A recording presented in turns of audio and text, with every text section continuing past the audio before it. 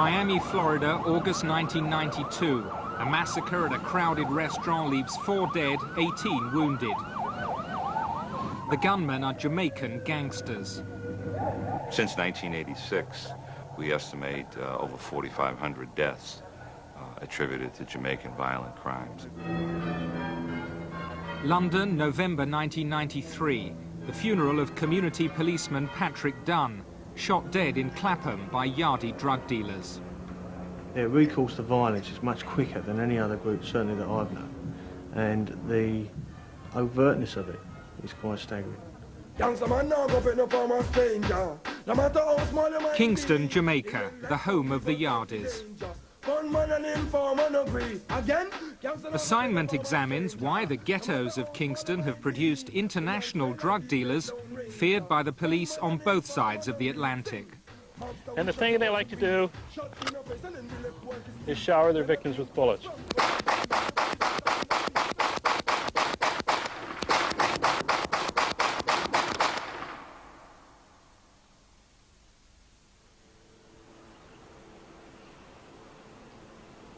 Maypen Cemetery in Kingston, the capital of Jamaica. Here lie the gunmen, the hustlers, the drug dealers, the exploiters and the exploited. Many of those buried here never made it to the age of 35. Even the biggest of all are brought down to earth. And no one was more powerful than Jim Brown, the original Yardie. He was overlord of a community which became the crucible for a new breed of drug dealers. Under his control in the 1980s, the Yardie was born. This is the close-knit world of Tivoli Gardens in West Kingston.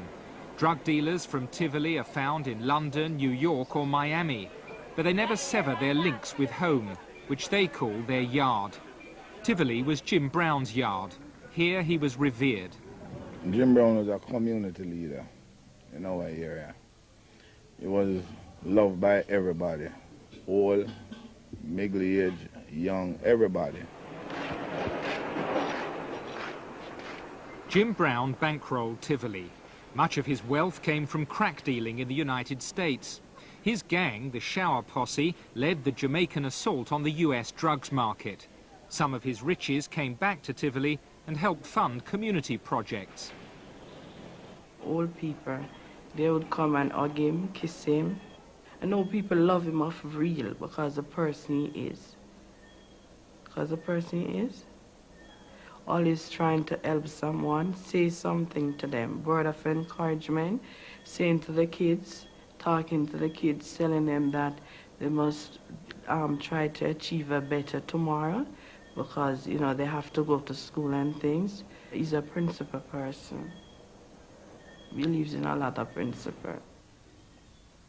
Jim Brown came to Miami in 1984 to see what was going on with his Shower Posse and their drug dealing activities. And while he was here, in November of that year, he walked into a house and executed 5 people. He walked around each one of them and shot them in the head with a .45. Jim Brown is a bad, bad man. When he was arrested at the request of the Americans, he faced charges of murder, drug trafficking, extortion. From prison, he fought a legal battle against extradition.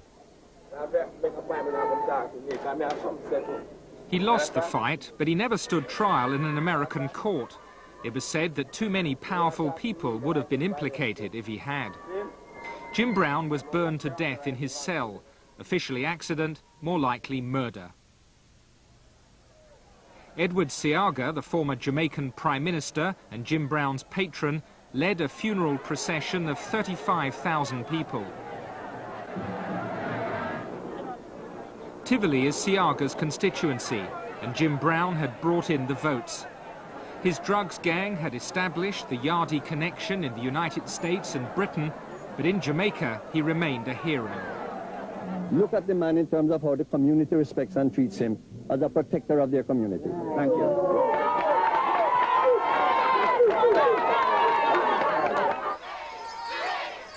In 1980, Seaga's love affair with the electorate was consummated when he won power for the Jamaica Labour Party, the JLP. The United States government liked his right-wing stance and channeled support through the CIA.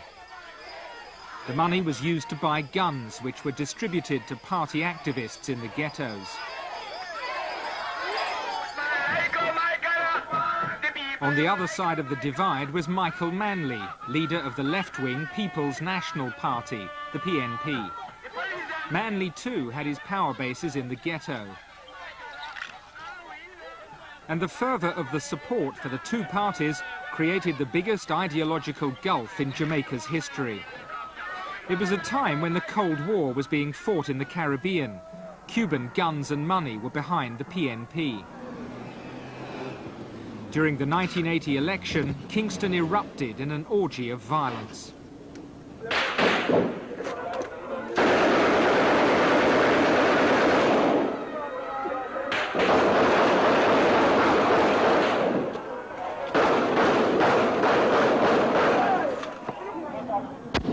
At least 800 people were killed as the parties battled for votes.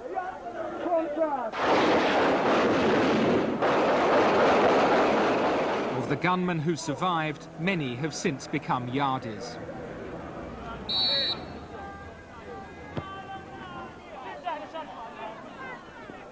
Tivoli's world is still polarised. Every aspect of life is touched by political division. Kill him! Kill him, blood clot! Kill him!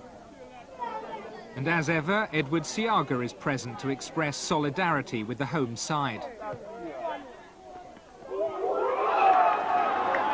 These are his people, body and soul.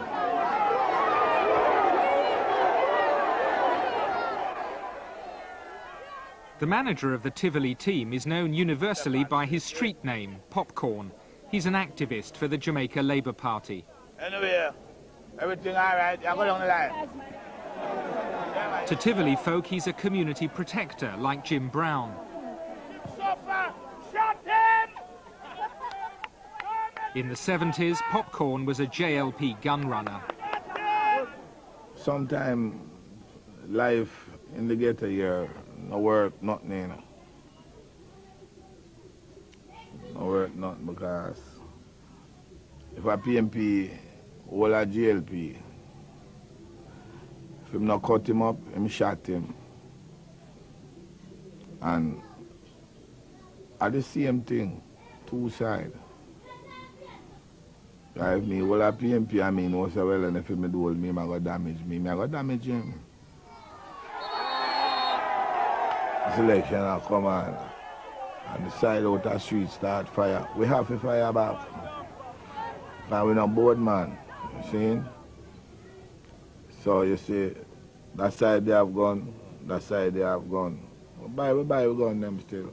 I'm a man, I travel with my little gun, you know. And anyway, I go carry it, man, because me's a labor right, you know.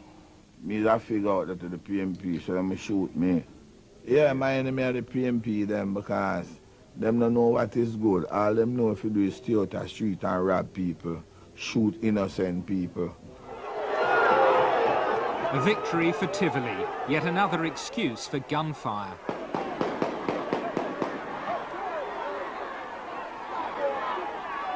In the ghetto, the legacy of the politician is the M16.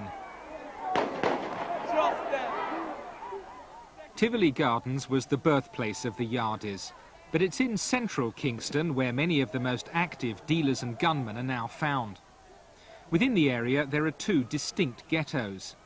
The PNP stronghold with the unlikely name Tel Aviv, and its neighbour Southside, which is unequivocally JLP.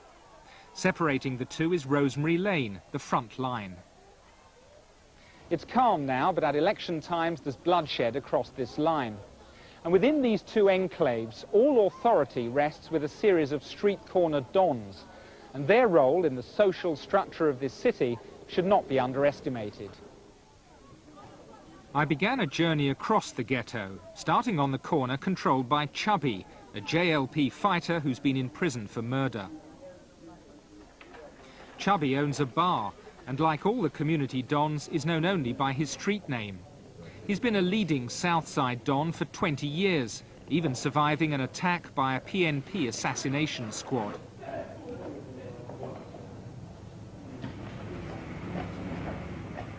Smoking marijuana is ingrained in Jamaican culture, especially amongst Rastafarians. It's illegal, but here the authority of the police carries little weight.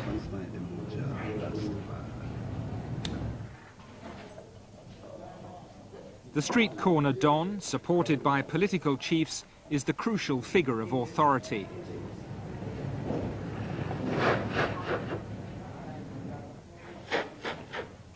And to maintain control, he has to enforce an alternative form of justice. What happens to people that step out of line then? Sometimes they get beaten. Badly? Yeah, badly, and even the police don't like it. Within the community, you can quash certain things before it reaches law. But you know, when you reach law, you can get a sentence. Might be a man might reach few licks, and that can let him behave himself. He might don't do that thing for the rest of his life. Chubby's domain is a bleak one. The politics of partisanship has left an indelible mark here. Communities where the gunmen flourish are known in Kingston as garrison towns. Who are the people here? They're my brethren, you know. I'm on brethren them, you know. They're your brethren? Yeah. And this is your headquarters? My corner, yes, my headquarters. Southside has few services. This street has been polluted by raw sewage for months.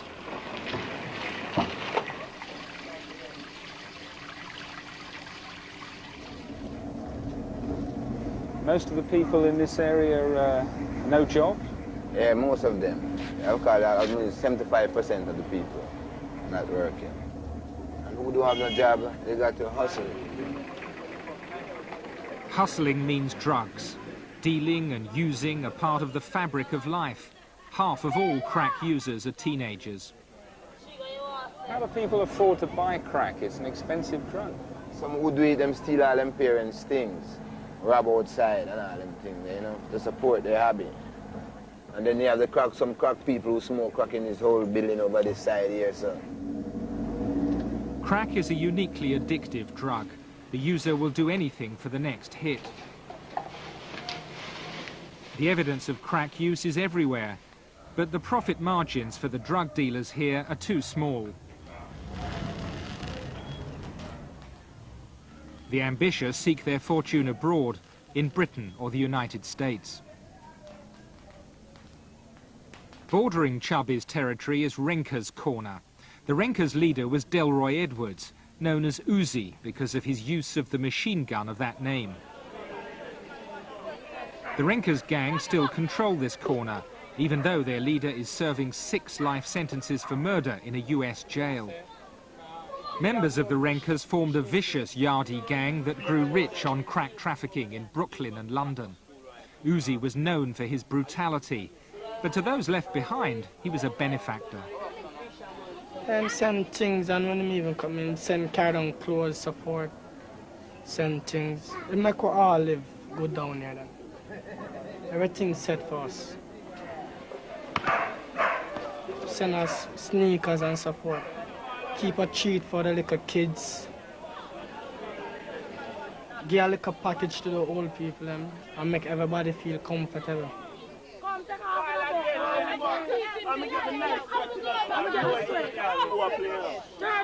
Amongst those who remain in Southside, life offers few prizes.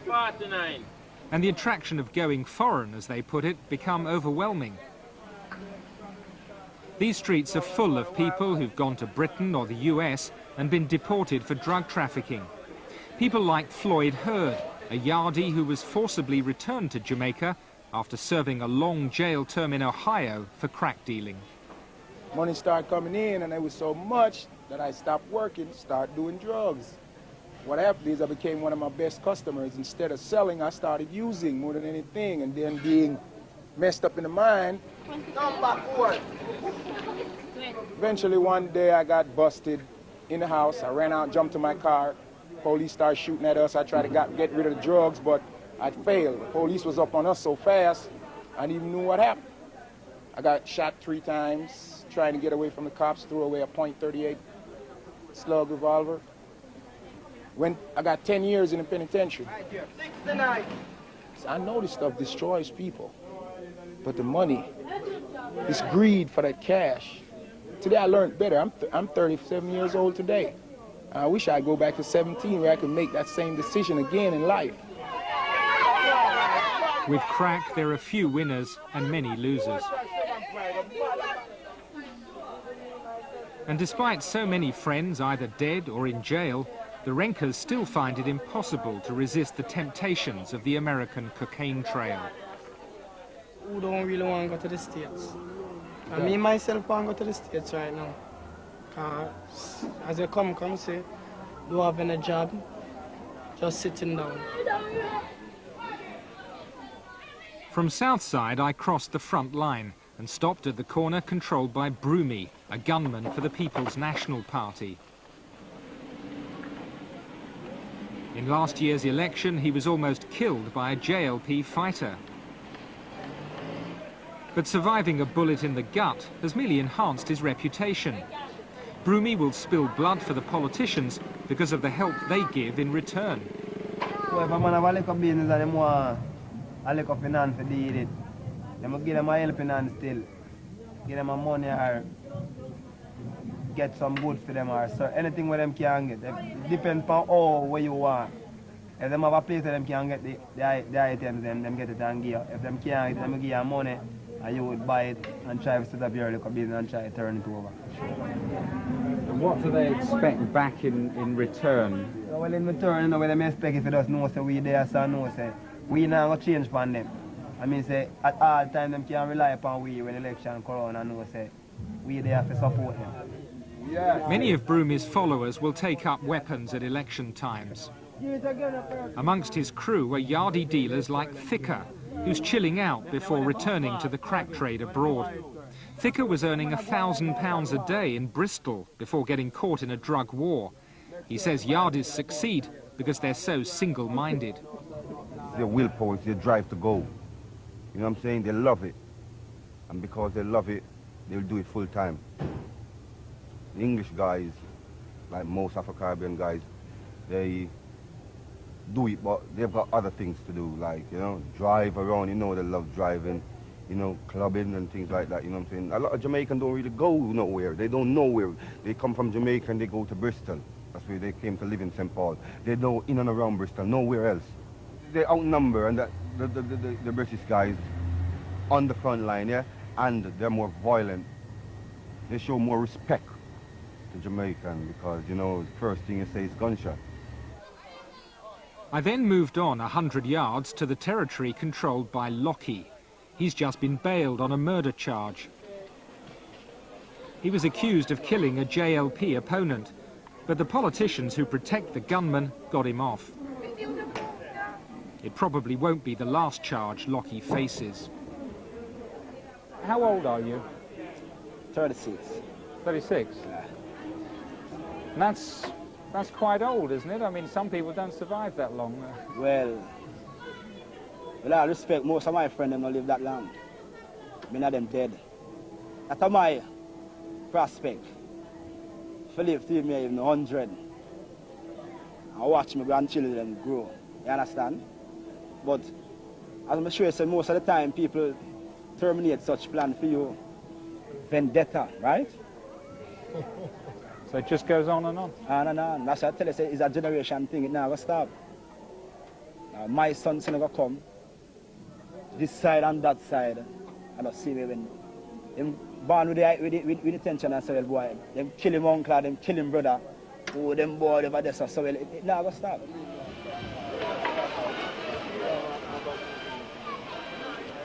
Under the pressures of life, the social structures here are in flux. 2 children in every 3 don't know who their father is, and for many, the strongest role model on the streets of Tel Aviv is the Yardie. For Yardies like Michael, the gun is the emblem of authority. His rules are simple: kill or be killed. If you know a gun come like it's not nothing. If a man have a gun and you have to run, The most weak. What would happen if the police caught you with the gun? They might shoot at you. Oh, they might run it now. They might shoot you and them all with it. So, you know, you have to fire back shot upon them. As I left Tel Aviv that evening, I didn't have to go far to understand the role of the police in the ghetto. At the central police station, there was a wake. Has broken everybody down. Has broken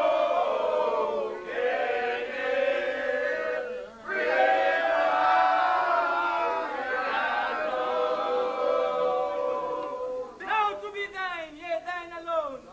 Sergeant Norton Stewart has been shot dead by a drugs gang. Policing the ghetto is a perilous job, and casualties are common. The death of a colleague provokes bravado as well as mourning. But the force is handicapped by rampant ill discipline. The beating of suspects is routine. And every year the police kill at least 150 people while making arrests.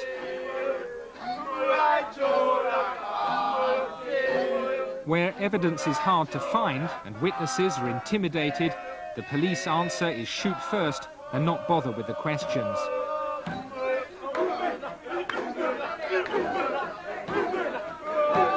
For years, corruption within the force has allowed some police officers to grow rich from drug trafficking. Some of the Yardies arrested abroad have turned out to be Jamaican policemen. For the dedicated, the rewards are few.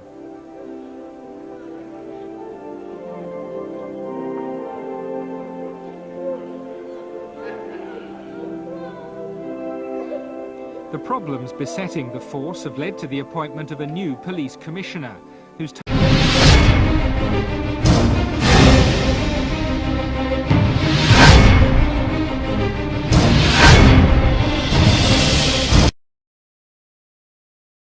task is to root out corruption.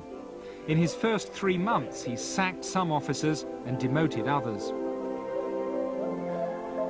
The aim is to persuade the ghetto communities that they should trust the police rather than the street corner dons. This small minority exists as community protectors, they call themselves. Their finance is a result of narcotics and illegal sale of narcotics. My mission is to try and not only remove them, but by bringing the communities closer to the police, as it has to be. By doing that, one will replace those community protectors by legal, legitimate policemen doing their duties. But change won't be easy. In the fight against Yardie crime, the police enjoy little trust. When British and American detectives have tried to track down drug dealers who fled to Kingston to evade capture, they say their requests for help from the Jamaican constabulary have been frustrated. The police have failed to penetrate the heartlands of crime. Many blame their impotence on politicians. They protect the community dons who bring them votes. The police are left uncertain and aggressive. The police are going in, beating up on the guys on the corner, shooting somebody arbitrarily. It's just a way of getting out their frustration and pretending that they are doing police work. Because for so many years, they have not been allowed to do their work properly. And this has bred within the force itself a set of police whom are by and large untouchable themselves. Even their superior officers are afraid to deal with them because of their political backing. In the garrison towns, the politician gets what he wants. A by-election was held in a PNP constituency in downtown Kingston to secure a seat in Parliament for the Finance Minister. The successful candidate, Dr. Omar Davis, won 99.8% of the votes. His 3 opponents got 19 votes between them. The party activists had done their job well.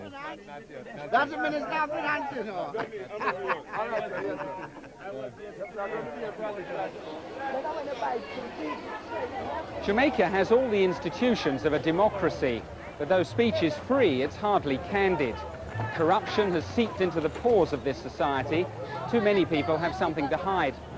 None of the politicians we contacted was willing to speak on camera. And who can blame them? There are so many questions to be asked about Jamaica and drugs. The answers could be incriminating.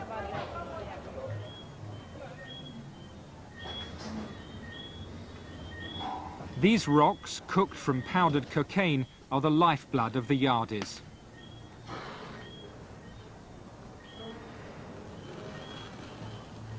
A kilo of cocaine bought in the Caribbean will sell for 10 times that amount in Britain. Converted to crack, the profit margin becomes astronomical. Crack and corruption go hand in hand, and those who know what's going on are usually scared to talk openly.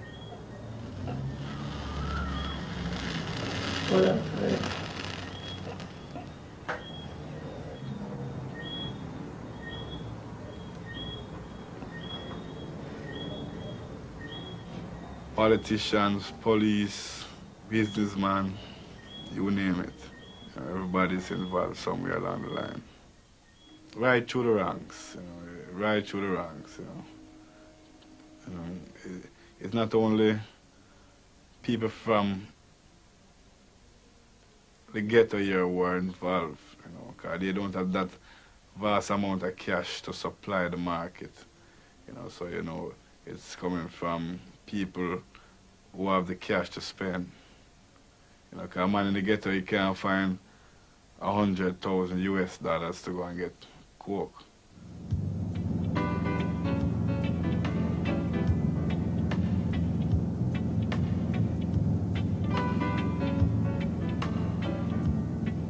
Those who've got real wealth in Kingston live in these hills above the city. The ambition of most Yardies is to make a fortune abroad and buy a mansion back home. It's said that money from international drug dealing has built many houses here.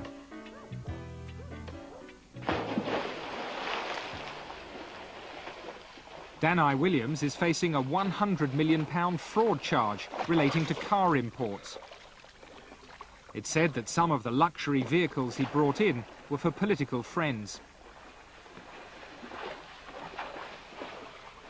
The Americans say his business is a front for the laundering of drugs money. He may face extradition proceedings for his part in a Yardie operation in Texas. Danai is an active supporter of the PNP and helps to provide money for the community dons to keep the party's influence strong. He's confident that his political services will keep him well away from jail. The trial is not something that I can be convicted. There's no way I can be convicted. I don't have any worry about it. There's no worry in my mind or anything that there will be a problem out of this trial. Do you have friends amongst politicians or ministers? I mean, people that, would not want to see you convicted? Well, I wouldn't say yes and I wouldn't say no.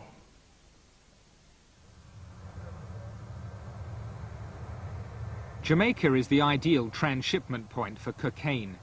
The powder comes in from South America by light aircraft or by sea.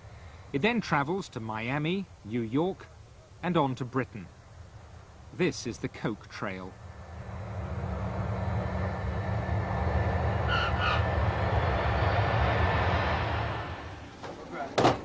Kingston Airport. It's estimated that 1 in every 4 flights leaving here has cocaine on board. Jamaican officials are suspected by foreign law enforcers of getting their cut from the most lucrative trade in the country. But behind them are some of the political figures, according to US undercover agents. All they have to do is call up the airports and the ship ports and say, hey, my guy's sending in a shipment of cocaine or a shipment of weed to the United States or the UK or Canada, and that, they'll be blind, different, the guys at the airports and the both authorities. What do the politicians get out of this then? They get money, and lots of it too. It goes on until they're out of power. Because this money here, they have to make the money when they're in power. Because when they're out of power, they have enough money in the Swiss bank or Grand Cayman to live a happy lifestyle after they retire from politics.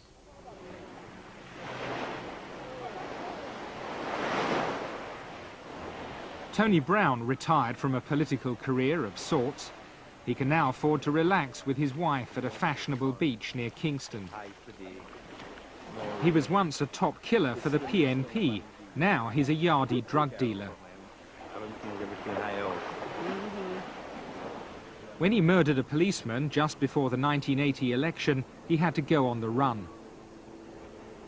He fled abroad, like other political gunmen. He was based in New York, but when his crack dealing came under investigation, he used the Yardie network to slip into Britain.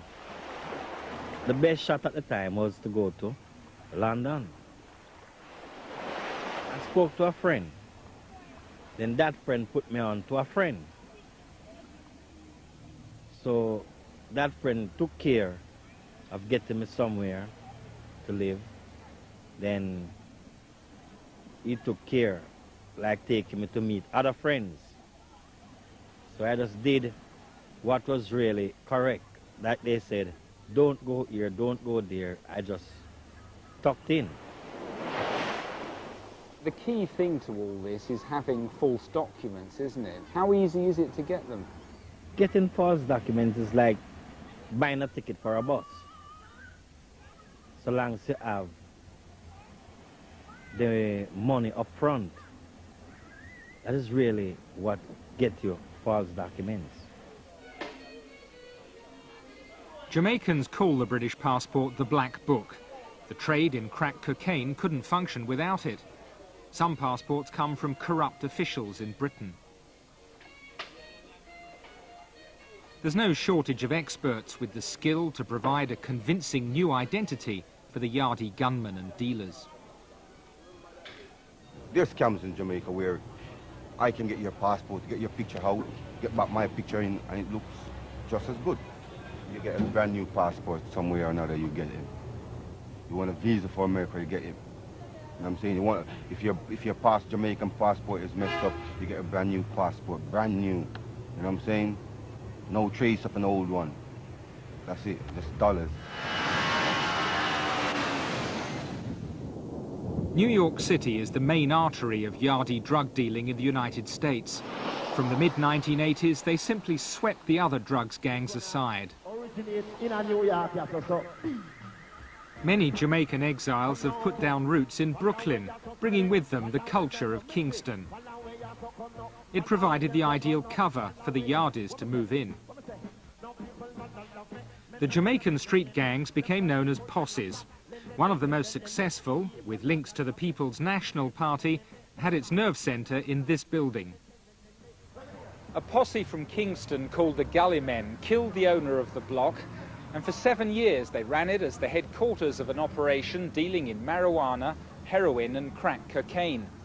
It was a license to print money. At its peak they were pulling in $60,000 a day. And the arrival of the Gully Men is a textbook example of the way in which the Jamaican gang seize a piece of turf and make it their own. The vast crack factory symbolised the potential of the US market.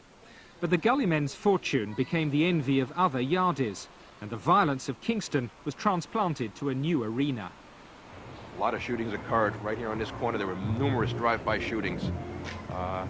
Eventually, the most ruthless of that family driving by was eventually killed, and one of the alleged shooters of that individual and murderers was Desmond Brown. Desmond Brown, protected by his Yardie network, is now on the run. We tracked him down at a safe house. He's wanted for murder and faces a life sentence. The man he killed was a Yardie rival from Kingston. Them come from the same area where me did born and grew up to, just as well as them, but them was bigger man, was a kid, that's why they know me. But them had was to leave from the community of Jamaica and they in other places to hide until they make it them own self to America. So them have problems with my family. The Yardies never lose their links with Kingston. As they fought for control of the Brooklyn crack market, they turned to their old street corners for recruits. They would not really trust any of the local Americans here to work. What they would do is recruit their own people from back in Jamaica, in the Kingston area, the surrounding neighborhoods. They would bring their own people up here to the United States using false passports or green cards for whatever reason to travel. Bring them here, and the new people that would arrive would now become the workers on the street actually selling the drugs. In Jamaica, you go anywhere so long as you have the money and you want to. Did you come to New York on your own passport or false document? See, false documents. So you've been living on false documents? Yeah. Time will be approximately 1 p.m. He is a male black Jamaican, approximately Agents of the Bureau of Alcohol, Tobacco and Firearms, the so-called untouchables, are planning a drugs raid. We'll set up on Park right here, and then Carlos and I will be in the graffiti van here, the informant. He's not going to buy it, but judging by their reaction, I'll give you guys the call. Their target is a gang of Jamaican Yardies making and selling crack in Brooklyn. Guys try to run. That's beautiful. God bless you, Joe. Howie has seen one of the defendants with a gun on him. Is that right, Howie? The hospital, should we need it, St. Mary's Hospital. A report by the Bureau identified 30,000 Yardies in the United States. They don't have an organized structure like the mafia. Their alliances are forged by the street corner politics of Kingston.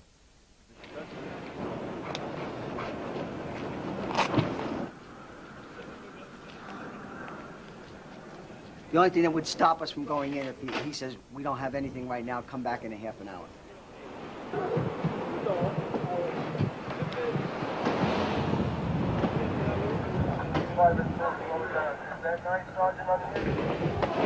Behind me.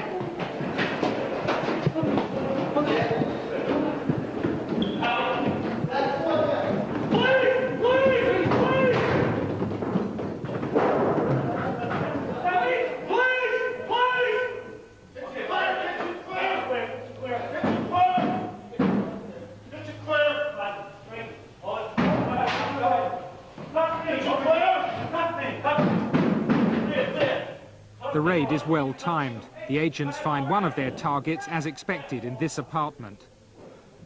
A second has been arrested at the front of the building. We got Dennis downstairs. Yeah. I'm sorry I didn't tell you that.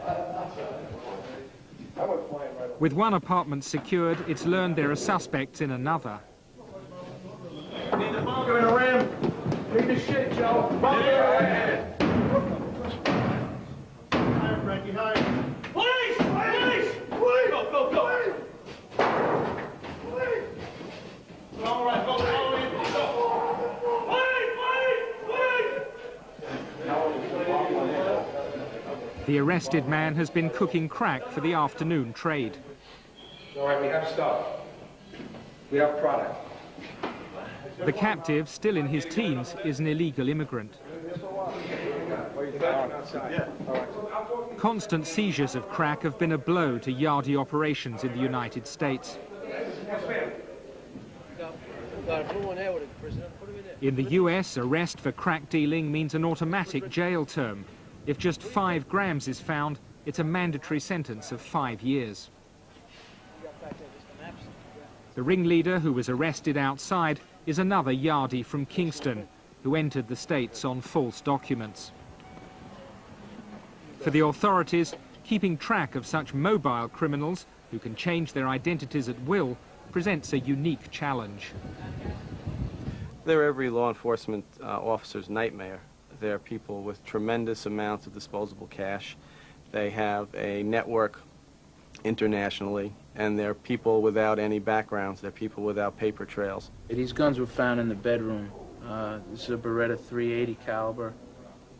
In the States, and increasingly in Britain, the Yardies favour the most powerful weaponry. It's also semi-automatic. The guns and drugs go together. The guns are used to protect the drug business, and you know, we pretty much expect to find them when we go in. This was found on the table in the living room. Looks as though he was breaking off the crack into smaller pieces and putting them into vials like this. The success of this raid depended on informants. Infiltration of the gangs has put hundreds of Yardies in jail in America in the last few years. It is very difficult for drug sellings in the state now. It's broken, completely broken right now. The best shot right now is Europe. Why Europe? It's the only undeveloped market that really exists outside there now. One of the only undeveloped markets. It is newly opening and everybody wants a piece of the cake. In Britain, the Yardies have already been active. A police operation in South London identified a number of Jamaican gangsters who'd entered the country on false passports. The murder of Police Constable Patrick Dunn in Clapham last October is the strongest possible evidence that the lure of crack dealing is attracting the Yardies to Britain. They certainly perceive the money in the UK as a prime target, because the American market and the Canadian market is totally flooded with crack cocaine. We are still a growth industry for them. The amount of money they make per deal is vastly greater here than what it is in the United States and Canada.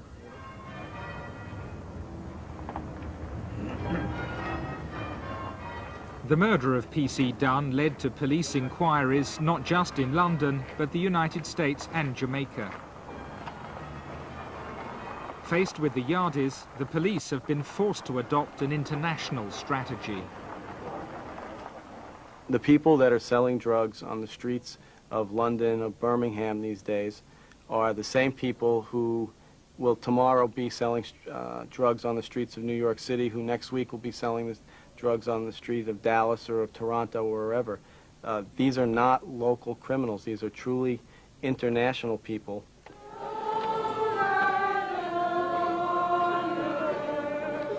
In Jamaica, amidst the daily violence, even the killing of a policeman is little more than another statistic.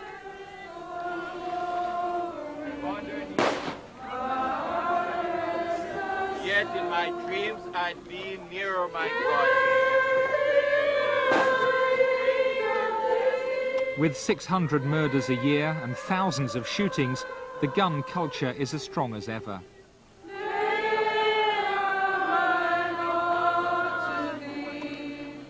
Politics at home and drugs abroad keep the killers in business.